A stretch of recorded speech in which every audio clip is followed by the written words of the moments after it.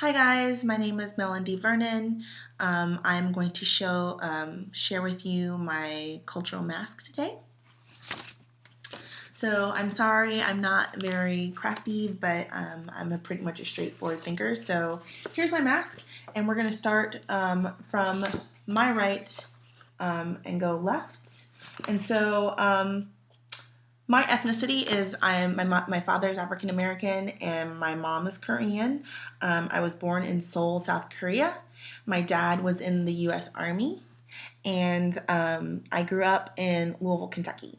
So Louisville, Kentucky, for a long time was a place where they would bring refugee families to live because the cost of living was so great, and it was a great place to raise a family. And still, from what I believe, it still has one of the lowest tax rates in the country. Louisville is very much a big college basketball and football town.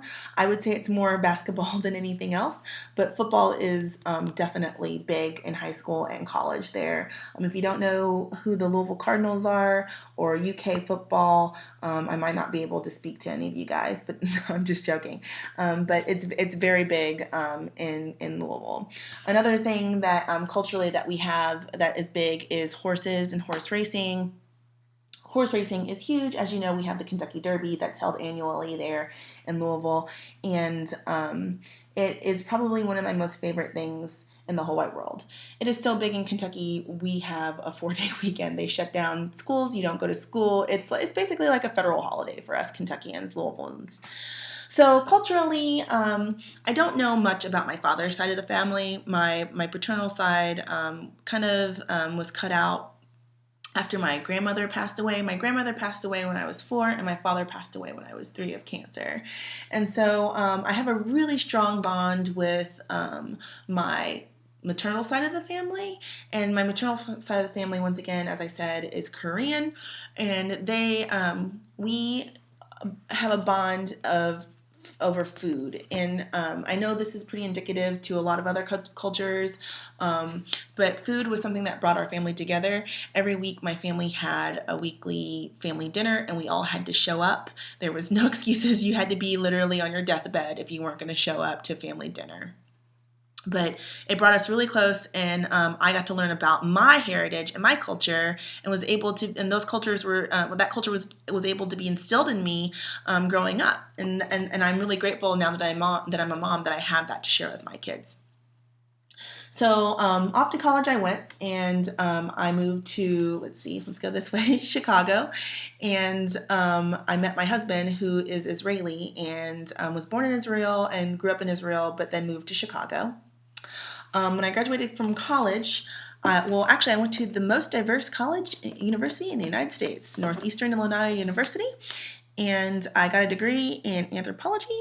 And when I first graduated college, I went to my field school training in Belize, and I worked for a program called Program for Belize, which is affiliated with NEIU, Texas Tech, UT Austin, in Texas State. And so that was great because I got to understand a lot of the Belizean culture and the Afro-Carib culture. And it's, when people think of Latin America, they think of Mexico, and they think that everyone is basically Mexican, or, that's just a general assumption. But there's so many different cultures past Mexico and outside of our box of the United States. After coming back from Belize, I got hired on for a job at Teotihuacan with INA, which is the Instituto Nacional de Antropología y Historia, which is the National Institute of Anthropology and History out of Mexico.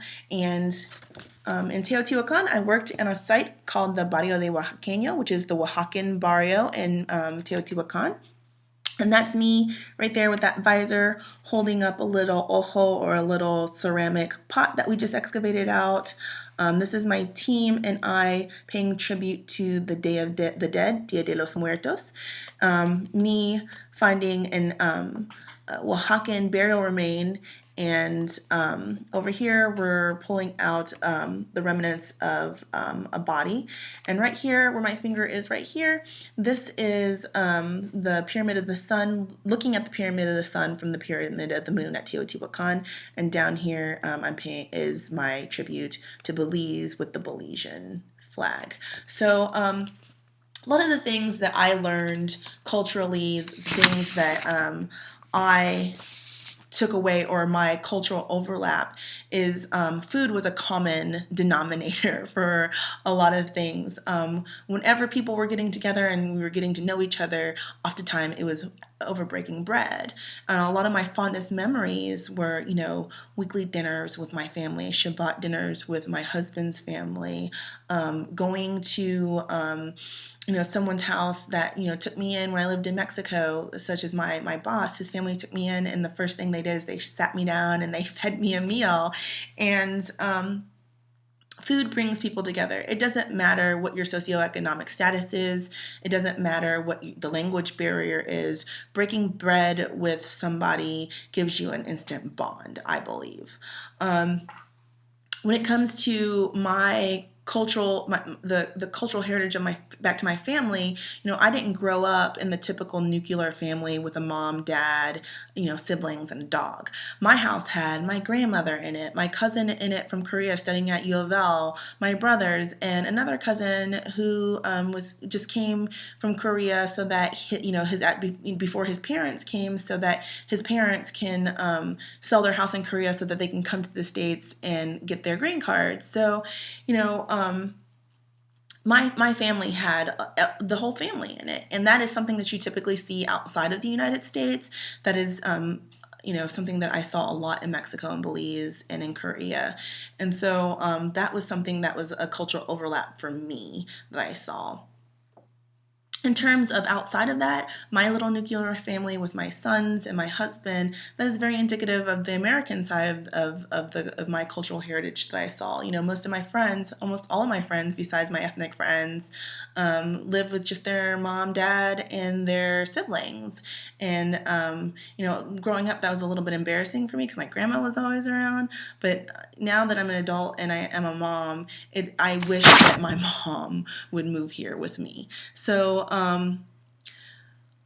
how the two have influenced my worldview is that the two made me realize is that the world doesn't fit inside this neat little box. There's so much more to experience, and whatever circumstances you may face, you can overcome them. There are people who in the world that have far less than what you or I may have, and their outlook on life is so much more pure and so much better than what we have. Oftentimes when you look at something and you just focus on the negative and you think, well, how am I going to overcome this? And then you reflect back and you're like, wow, I'm complaining over a first world problem. And granted, that's our reality, but take a step back and really reflect. Is this really going to be the dire end of your world? There's so much more that we need to be worried about than some things that that I know that I worry about. Cable, TV, none of it really matters as long as you have your family and that you can put food on the table. What has influenced me most thus far? At first, I thought it was, when I wrote all this out, that I thought it was maybe my travels. But now that I'm speaking about it, it's my family and my cultural heritage. Because my mom did such a great job making sure that we tried different foods and that we traveled a lot inside the United States and outside of the country, I believe that it helped me make that leap to go and travel and work outside of the United States after I finished school.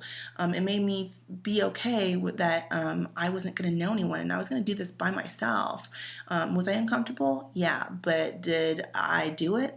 I absolutely did. Am I grateful I did it? Absolutely. I wouldn't have changed it for the world. What is one of the specific cultural assumptions that I currently have? Well, Machismo culture is something that is indicative to Mexican culture, and that is very much where the women have to be subservient and the men have the upper hand. That is a cross-cultural thing that it's just called a little something different in every culture. And as women, I'm sorry if there's any guys here. I'm not trying to speak down to you guys at all. Something that I've faced in the workforce is that sometimes I'm looked down upon because I'm a woman and I've had to fight for my particular salary when I know that I have a male counterpart that does the same job that I do, but they get paid more than I do. And it's not that I'm lacking the skill set; it's because I'm a woman, and I think that is something that I've seen not just here in the States. I've seen it in Mexico. I've seen it in Belize. I've seen it in Korea. This is something that I think is kind of hoping is phasing out. But women everywhere aren't treated as equals with men as men. So any surprises? Uh, Not right now. The only surprise that I had, well, actually, there is a surprise. It's when I was thinking about what what influenced me the most in my worldview, and I thought it was my travels, when actually it was my family. My family is it's a cultural melting pot, and I'm proud of my family, and I'm proud of my heritage, and I hope you enjoyed my presentation. Thank you.